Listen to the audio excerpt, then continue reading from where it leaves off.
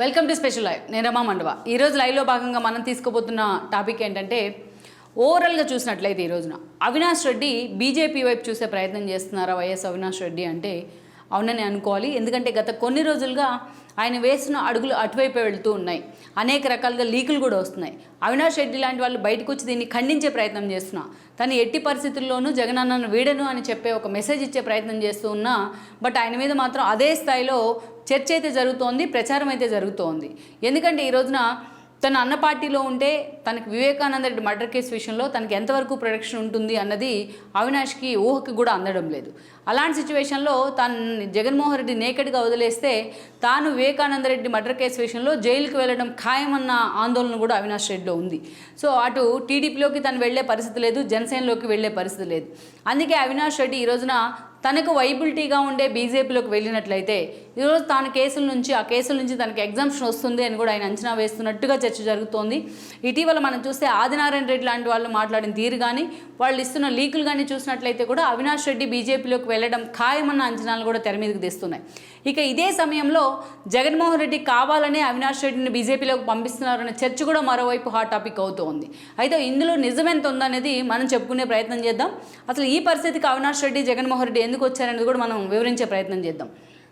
మనం గతంలో చూసినట్లయితే వైఎస్ జమానాలో ఆయన ప్రతిపక్ష నేతగా ఉన్నా, ఆయన సీఎంగా ఉన్నా, ఆయన పులివెందుల నుంచి రిప్రజెంట్ చేసినా, ఎంపీగా పనిచేసినా ఆయన ఎప్పుడు కూడా తన ఫ్యామిలీకి ప్రయారిటీ ఇస్తూ వచ్చారు కడప విషయాలకు వచ్చేటప్పటికి. అందుకే వైఎస్ వివేకానంద రెడ్డి లాంటి వాళ్ళు చాలా క్లోజ్ అసోసియేట్గా ఉంటూ వచ్చారు. అందుకే వైఎస్ వివేకాకు వైఎస్ ఉన్నప్పుడు ఎంపీ లాంటి పదవులు కూడా దక్కాయి.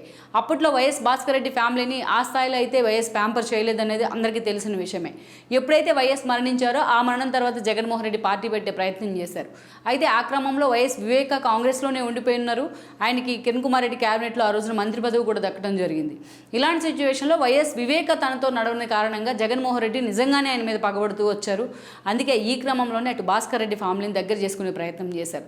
దానిలో భాగంగానే అవినాష్ రెడ్డి లాంటి వాళ్ళు జగన్మోహన్ రెడ్డితో అసోసియేట్ కావడం జరిగింది. ఇక 14 ఎన్నికలు వచ్చేటప్పటికే కడప ఎంపీ టికెట్ విషయంలో కూడా జగన్మోహన్ రెడ్డి చాలా సీరియస్ ఎఫర్ట్ పెట్టే ప్రయత్నం చేశారు. ఒక దశలో అది షర్మిలకి ఇస్తారన్న ప్రచారం జరిగినప్పటికీ జగన్మోహన్ రెడ్డి హడావిడిగా అవినాష్ రెడ్డిని తీసుకొచ్చే ప్రయత్నం చేశారు. అవినాష్ ఎంపీగా గెలుచున్నారు. ఆ పార్టీ తరపున 5 ఏళ్ళు ఎంపీగా ఉన్నారు. అయితే ఎన్నికలకు ముందు ఇక ఎన్నికలు ఆల్మోస్ట్ నోటిఫికేషన్ కూడా వస్తున్న సమయంలో వివేకానంద రెడ్డి తన సొంత పులివెందులోని తన సొంత ఇంట్లోని సొంత బాత్రూంలోని ఆయన చనిపోవడం జరిగింది. సో ఆయన అత్యంత దారుణంగా అత్యంత కిరాతకంగా ఆయన్ని హత్య చేయడం జరిగింది ప్రత్యర్థులు. సో ఆ హత్య కేసు విషయాన్ని అప్పుడున్న అధికారులను కూడా ఎలక్షన్ కమిషన్ ట్రాన్స్ఫర్ చేసే ప్రయత్నం చేసింది. టీడీపీ ఆ రోజు అధికారంలో ఉంది. ముందుగా అది గుండెపోటు అన్నారు, లాస్ట్కి మీడియా ముందుకు వచ్చేటప్పటికి అది గొడ్డలి పోటు అయింది. ఇక ఓవరాల్గా చూసినట్లయితే అది వివేకానంద మర్డర్ కేసు అంశాన్ని ఎన్నికల ప్రచారాస్త్రంగా వాడుకోవద్దని డైరెక్షన్ ఉన్నప్పటికీ ఈసీ నుంచి జగన్మోహన్ రెడ్డి పదే పదే అదే అంశాన్ని హైలైట్ చేస్తూ వచ్చారు. 2014లో తన తండ్రి చనిపోయారు, చంపేశారని మాట్లాడిన జగన్మోహన్ రెడ్డి ఈసారికి వచ్చేటప్పటికి 2019కి వచ్చేటప్పటికి తన బాబాయ్ మర్డర్ సెంటిమెంట్ని కూడా అదే స్థాయిలో వాడుకుంటూ వచ్చారు ఆయన. ఇక అదే సమయంలో మనం చూసినట్లయితే నారాసుర రక్త చరిత్ర పేరుతోని చంద్రబాబు నాయుడు చేతిలోని కత్తిపెట్టి మరీ ఆయన సొంత మీడియాలో ప్రచారం చేయించిన పరిస్థితి అయితే ఉంది. మొత్తానికి అధికారంలో ఉన్న చంద్రబాబే కారణం అంటూ ఆ రోజు సిబిఐ ఎంక్వైరీని కూడా కోరారు జగన్మోహన్ రెడ్డి. ఓవరాల్గా మనం చూస్తే ఆ రోజు జగన్మోహన్ రెడ్డి చెప్పింది నిజమే అనుకుని సునీత లాంటి వాళ్ళు, షర్మిల లాంటి వాళ్ళు కూడా జగన్మోహన్ రెడ్డికి వంత పాడారు. ఇక ఎన్నికలు అయిపోయాయి, జగన్మోహన్ రెడ్డి భారీ మెజారిటీతో సీఎం అయ్యారు. ఏ నోటితో అయితే తాను సిబిఐ ఎంక్వైరీ కోరారో అదే నోటితో జగన్మోహన్ రెడ్డి ఆ సిబిఐ ఎంక్వైరీని ఆ కన్సల్ట్ వెనక్కి తీసుకోవడం జరిగింది. అది వైఎస్ సునీతకు ఒక పెద్ద షాకే అనుకోవాలి. దెన్ అదే సమయంలో పవర్లో ఉన్నప్పుడు ఒక రకంగా, పవర్లో లేనప్పుడు ఒక రకంగా జగన్మోహన్ రెడ్డి వ్యవహరించిన తీరు కానీ, ఆస్తి పంపకాల విషయంలో వాళ్ళిద్దరికీ వచ్చిన ఒక కాన్ఫ్లిక్ట్తోని షర్మిల ఆయనకు దూరమై తెలంగాణలో పార్టీ పెట్టుకున్నారు. ఇక తన తండ్రి మర్డర్ కేసు విషయంలో దోషుల్ని జగన్మోహన్ రెడ్డి కాపాడుతున్నారనే విషయాన్ని పాపం సునీత చాలా లేటుగా గ్రహించారు. చేతులుగా లేక ఆకులు పట్టుకున్న చందంగా. అప్పటి నుంచి ఎక్కే గడప దిగే గడప అన్న తేడా లేకుండా ఏపీ గల్లీ నుంచి ఢిల్లీ దాకా ప్రతి ఒక్కరిని ఆవిడ టచ్ చేసే ప్రయత్నం చేశారు. సక్సెస్ఫుల్గా కేసుని ఏపీలోంచి ఏపీ హైకోర్టు నుంచి తెలంగాణ కోర్టుకు మార్పించుకున్నారు. అందరి ఐపీఎస్ ఐఏఎస్ జడ్జిలు మద్దతు కోరే ప్రయత్నం చేశారు. వన్ సైడెడ్గా సింగిల్ ఉమెన్గా పోరాటం చేస్తూనే వచ్చారనుకోవాలి. ఈ క్రమంలోనే వైఎస్ఆర్సీపీ కానీ, జగన్మోహన్ రెడ్డి అండ్ కో కానీ ఆమె మీద క్యారెక్టర్ అసాసినేషన్ చేసే ప్రయత్నం చేశారు. అనేక రకాలుగా ఆమెను హ్యూమిలేట్ చేసే ప్రయత్నం చేశారు. కానీ సునీత మాత్రం ఎక్కడ మొక్కువని ధైర్యంతో ఆమె పనిచేస్తూ వచ్చారు. అందుకే ఈరోజు ఆమె పోరాటంలో భాగంగానే తాడేపల్లి లింకులు కూడా బయటకు వచ్చాయి. జగన్మోహన్ రెడ్డి ఓఎస్డీ దగ్గర నుంచి భారతి పిఏ దాకా అందరి లింకులు కూడా బయటకు వచ్చాయి. వాళ్ళందరినీ సిబిఐ పిలిచి ఎంక్వైరీ చేసిన పరిస్థితి అయితే ఉంది. ఇక ఏకంగా భాస్కర్ రెడ్డిని సిబిఐ అధికారులు అరెస్ట్ చేశారు ఈ ఇష్యూలో. అవినాష్ అరెస్ట్ రేపో మాపో జరుగుతోంది అనుకుంటున్న సమయంలో ఏకంగా ఆయన ఆల్మోస్ట్ బెయిల్ మీద బయటకు వచ్చిన పరిస్థితి ఉంది. అదేవిధంగా సిబిఐ అధికారులు తనను అరెస్ట్ చేయడానికి వస్తే కర్నూలు హాస్పిటల్ దగ్గర ఆయన చేసిన హడావిడి ఎవరికి మర్చిపోలేని పరిస్థితి ఉంది ఇప్పటిదాకా. ఇక అనేక రకాలుగా అటు బీజేపీ ప్యాంపర్ చేసిన సిచ్యువేషన్లో బీజేపీ నేతల కారణంగానే అవినాష్ ప్రొటెక్ట్ చేయబడ్డారు త్రూ జగన్మోహన్ రెడ్డి ద్వారా అనేది అందరికీ తెలిసిన సత్యమే అప్పట్లో. సో జగన్మోహన్ రెడ్డి అవినాష్ రెడ్డిని ఆ స్థాయిలో కాపాడుకుంటూ వచ్చారు. ఒక సునీత వెళ్ళి అడిగినా నువ్వు గట్టిగా అడిగితే అవినాష్ రెడ్డి పార్టీలోంచి వెళ్ళిపోయి బీజేపీలో చేరతాడంటూ కూడా ఆమెను భయపెట్టిన పరిస్థితి అయితే ఉంది. ఆమె జగన్మోహన్ రెడ్డితో జరిగిన కన్వర్జేషన్ కూడా బయటపెట్టింది ఆ తర్వాత రోజుల్లో. సో మొత్తానికైతే ఈ పరిణామాలు జగన్మోహన్ రెడ్డిని ఉక్కిరి బిక్కిరి చేస్తూ వచ్చాయి. హూ గిల్డ్ బాబాయ్ అనే అంశాన్ని ఒక హ్యాష్ ట్యాగ్ రూపంలో టీడీపీ జనంలోకి తీసుకెళ్లే ప్రయత్నం చేసింది. సునీత పోరాటాన్ని మెచ్చుకుంటూనే అవసరమైతే ఆమెకు టికెట్ ఇచ్చే ప్రయత్నం కూడా జరిగింది ప్రత్యర్థి పార్టీల నుంచి. ఏకంగా సునీతే కడపలో అవినాష్ మీద పోటీకి దిగుతారన్న ప్రచారంతో షర్మిల అలర్ట్ అయి ఉన్నారు.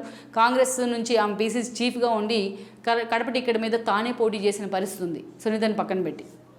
ఇక అటు సునీత కూడా షర్మిలకు మద్దతు ఇచ్చారు. జగన్మోహన్ రెడ్డిని నిమిషం మినిట్ టు మినిట్ వాళ్ళు టార్గెట్ చేస్తూ ఉక్కిరి బిక్కిరి చేసే ప్రయత్నం చేశారు. వాళ్ళు చేసిన ప్రచారం వాళ్ళకెంత లాభించింది అనేది మనం పక్కన పెడితే అటు కూటమికి మాత్రం నిజంగానే ఎడ్జ్ తీసుకొచ్చింది. బట్ కడపలో పులివెందులు అవినాష్ జగన్ గెలవడం తప్ప బట్ మిగతా చోట్ల ఆ పార్టీ కడపలో కూడా మొత్తం తుడిచిపెట్టుకుపోయిన పరిస్థితి అయితే ఉంది. ఓవరాల్గా మొన్నటి వరకు ఎన్నికల వరకు జరిగిన సినారియో అది. ఈరోజు ఎన్నికల తర్వాత కూడా సునీత ఆ కేసు మీద ఫైట్ చేస్తూ ఉన్నారు. మొన్నే హోమ్ మినిస్టర్ అనితని కలిసి ఉన్నారు. త్వరలోనే చంద్రబాబు నాయుడుతో కూడా భేటీ కాబోతున్నారు. చంద్రబాబు నాయుడు కూడా అసెంబ్లీ వేదికగా మనం మాట్లాడుతూ ఆయన చాలా కీలకంగా మాట్లాడారు. త్వరలో హూ కిల్డ్ బాబాయ్ అనే అంశంలో ఒక క్లారిటీ రాబోతుంది. ఎవరు చంపారనే విషయం మీద త్వరలోనే పూర్తి స్థాయిలో స్పష్టత వస్తుందంటూ కూడా ఆయన ఒక క్లారిటీ కూడా ఇవ్వడం జరిగింది. అందుకే ఆవిడ త్వరలోనే చంద్రబాబు నాయుడుతో కూడా భేటీ కాబోతూ ఉన్నారు.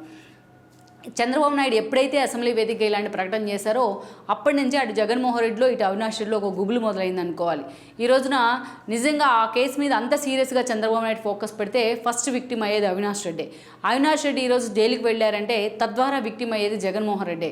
ఎందుకంటే అవినాష్ రెడ్డి జైల్లో ఉంటే ఆ మరక మొత్తం జగన్మోహన్ రెడ్డి మీదే పడుతుంది. ఇన్నేళ్లుగా జగన్మోహన్ రెడ్డి ఆయన కాపాడుతూ వచ్చారనేది.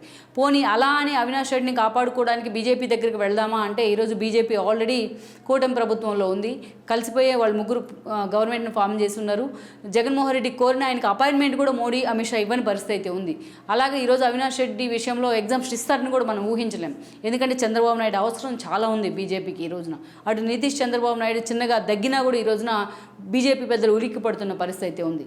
సో అలాంటి సిచ్యువేషన్లో ఈ రోజున అవినాష్ రెడ్డిని కాపాడుతారని బీజేపీ జగన్మోహన్ రెడ్డి అనుకోవట్లేదు. ఇటు కాంగ్రెస్ వైపు చూసినట్లయితే తను వెళ్ళి డైరెక్ట్గా రాహుల్తో యాక్సెస్ అవుదామన్నా షర్మిల తనకు అడ్డుగోడుగా నిలబడింది. ఈ రోజున షర్మిలను కాదని జగన్మోహన్ రెడ్డి కాంగ్రెస్ వైపు చూసే పరిస్థితి కానీ ఆయన ప్యాంపర్ చేసే సిచ్యువేషన్ కానీ లేదు.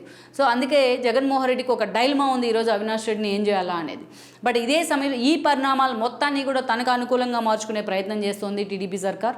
అంతేకాదు గతంలో జగన్మోహన్ రెడ్డి ఏ నోటితో అయితే దాని వెనుక చంద్రబాబు నాయుడే ఉన్నారంటూ మాట్లాడారు, నారాసురు రక్త చరిత్ర పేరుతో తనను ఆ స్థాయిలో డ్యామేజ్ చేసే ప్రయత్నం చేశారో అంతకంతా దాని ప్రతీకారం తీర్చుకునేందుకు కూడా ఈరోజు టీడీపీ సిద్ధమవుతోంది. బట్ అధికారికంగా అదే సమయంలో సునీత అనేక సార్లు చేసిన రిక్వెస్ట్ని కూడా ఈ రోజున ఆ స్థాయిలో పరిగణలోకి తీసుకుంటూ ఉంది టీడీపీ. నిన్న మొన్న ఎట్ హోమ్ కార్యక్రమానికి లోకేష్ అటెండ్ అయ్యారు, చంద్రబాబు నాయుడు అటెండ్ అయితే జగన్మోహన్ రెడ్డి ఆ కార్యక్రమానికి రాలేదు. ఆహ్వానం మొన్న షర్మిల రావడం జరిగింది పీసీసీ చీఫ్ హోదాలో. అక్కడ లోకేష్ అండ్ షర్మిల కూడా ఇదే అంశం మీద మాట్లాడుకున్నట్టు కూడా చాలా సీరియస్గా చర్చ జరిగింది.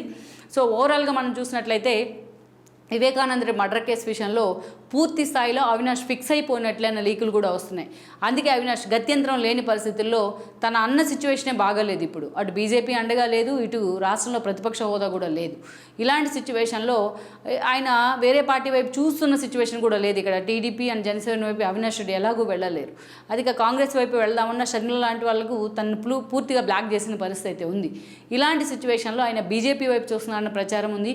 అటు బీజేపీలో చేరినట్లయితే తనకు ఆ కేసు నుంచి ఎగ్జామ్షన్ వస్తుంది, అరెస్ట్ నుంచి ఎగ్జామ్షన్ వస్తుంది అని కూడా అవినాష్ రెడ్డి మాట్లాడుతున్నట్టు ప్రచారం జరుగుతోంది.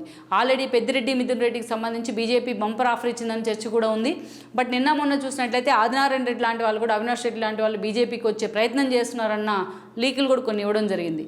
ఓవరాల్గా మనం చూసినట్లయితే అన్నకు షాక్ ఇచ్చే ప్రయత్నం అయితే అవినాష్ రెడ్డి చేస్తున్నారనేది అయితే కడప వేదికగా జరుగుతున్న చర్చ. ఎలాగైనా సరే బీజేపీలోకి వెళ్ళాలని చాలా సీరియస్గా అవినాష్ ఎఫర్ట్ పెట్టారని కూడా చెప్తూ ఉన్నారు. ఈరోజు చూసినట్లయితే అందుకే జగన్మోహన్ రెడ్డి అవినాష్ నిజంగా పార్టీని విడితే అక్కడ ప్రత్యామ్నాయ మార్గాల మీద కూడా ఆయన పూర్తి స్థాయిలో ఫోకస్ పెట్టారని కూడా ఇంకొక లీకులు కూడా వస్తున్నాయి. ఓవరాల్గా చూసినట్లయితే ఇప్పుడున్న సిచ్యువేషన్లో అవినాష్ రెడ్డి కోసం జగన్మోహన్ రెడ్డి అందజేస్తే తీరా ఎన్నికలు అయిపోయిన తర్వాత అన్నకే షాక్ ఇచ్చే విధంగా ఈరోజు అవినాష్ రెడ్డి నిజంగానే అడుగులు వేస్తాడు అన్నదైతే చూడాల్సి ఉంది. బట్ తను తాను ప్రొటెక్ట్ చేసుకునేందుకు ఏకంగా జగన్మోహన్ రెడ్డి మీదనే తిరుగుబాటు జెండా ఎగరేసే పరిస్థితిని గతంలో ఆయన కల్పించారు. కర్నూలు జిల్లాలో సిబిఐ అధికారులనే భయపెట్టే పరిస్థితులు. అలాంటి అవినాష్ రెడ్డి ఈరోజు అవసరం వస్తే దేనికైనా ఆయన తెగబడే పరిస్థితి అయితే ఉంటుంది.